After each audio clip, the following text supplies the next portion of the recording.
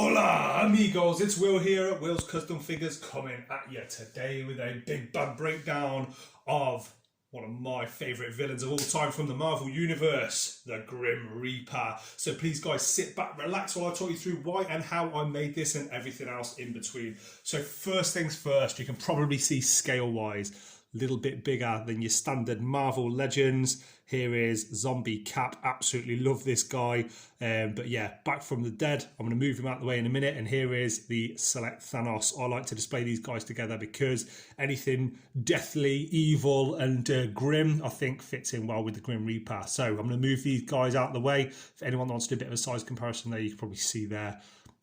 Fits in well, certainly, with what I would like from a Grim Reaper figure. So, first things first, guys.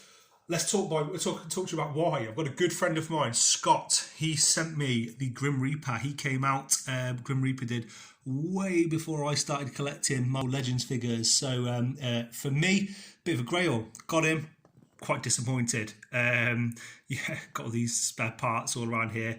Heads and things that I've customised, cut up and resourced, kit bashed from other figures. Yeah. He was a little bit disappointing, I'm not going to lie. Hasbro, Marvel Legends, you probably could have done a little bit better. I liked the Grim Reaper, but I didn't love him. I liked the expression on the face. For me, it probably should have been a little bit taller, a little bit bigger, a little bit scarier, more intimidating. I was a little bit underwhelmed. So, what I decided to do, I thought, who is the most evil, black, dark-hearted, deathly person that I know? Well, I'm a huge wrestling fan, have been for years and years. The Undertaker. Who else could we think of than the Undertaker himself to potentially be a good base for my own custom giant sort of like 7-inch version of the Grim Reaper.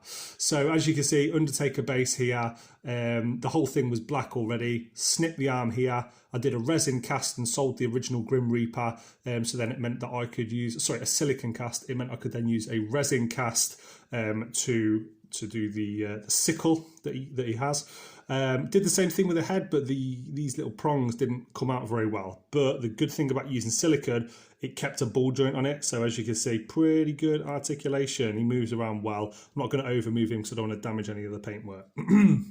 So I made these out of clay, super glued them on, and clay and cardboard, super glued them on. But there's quite a nice, I'll show you, quite a nice little seam there where they've attached. Show you from the front as well. You can't really see, it's pretty seamless. Now onto the blue. The blue was a big thing for me. Do I do blue? Do I do black? Painted in fully black first, didn't work. Fully blue, didn't work. So I used a turpentine, you can probably see, rubbed it from top to toe, tried to remove as much of the blue and the black as I possibly could to try and get in some of that comic book blue that they like to use, similar with people like Callisto's hair. They like to use blue a lot for depth on their figures and on their artwork in the comics. So I like my figures from my comic books. This isn't meant to look like a realistic version from like the MCU. This is more so like a comic book version, my own version, with his torn off sleeves, bit of homage to the Undertaker and to all other things deathly and evil. I hand painted this skull and crossbones here. Just going to pop this down and show you. The good thing about the Elite WWE figures is they are bigger, and as you can see, you know, you still get the ab crunch there. There's a lot of nice movement. The sickle doesn't spin, but like I say, the arm does move here, and that's enough movement for me to get him looking crazy on my shelf. The head, just to move up a little bit, does tilt from side to side, so you can do that really creepy don't touch my cereal look. I think once you get a few nice accessories around him as well, like these skulls and heads and stuff, these ones are hand casted and actually painted by my son. I think he's done a really good job. I give him a video on Warhammer and how to paint zombie flesh and deathly colours and stuff, and he's only 6, so fair play to him. The cape was actually, for any of you that have been collecting for a long time, certainly a lot longer than me, that is a Demogoblin cape. So let's just spin it around so you can get a good view there.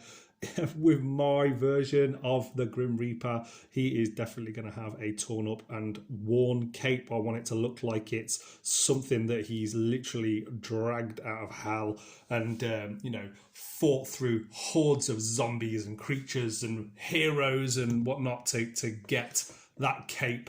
And he's bearing the wounds and all of the brunt of his awesome battles. Same with the sickle. I got the sickle. You can probably see a lot of battle damage on there. That was important to me, so I scratched it and ran it across concrete floors and my brick wall outside in my back garden, just to try and get it looking a little bit beaten and worn. And a final thing really is the glove and the boots. I decided to keep on the Undertaker boots just as a bit of an homage to him. I'm really pleased I did that. Same as with the glove as well. Undertaker used to wear them when he was preparing the dead bodies to put in the caskets in WWF during my childhood. So please, guys, let me know what you like and let me know what you don't like. Let me know in the comment section below what you guys think of this figure. It's very, very important to me to hear your feedback. I love listening to all of the different suggestions and ideas that you guys have. And my final reflections, I love him.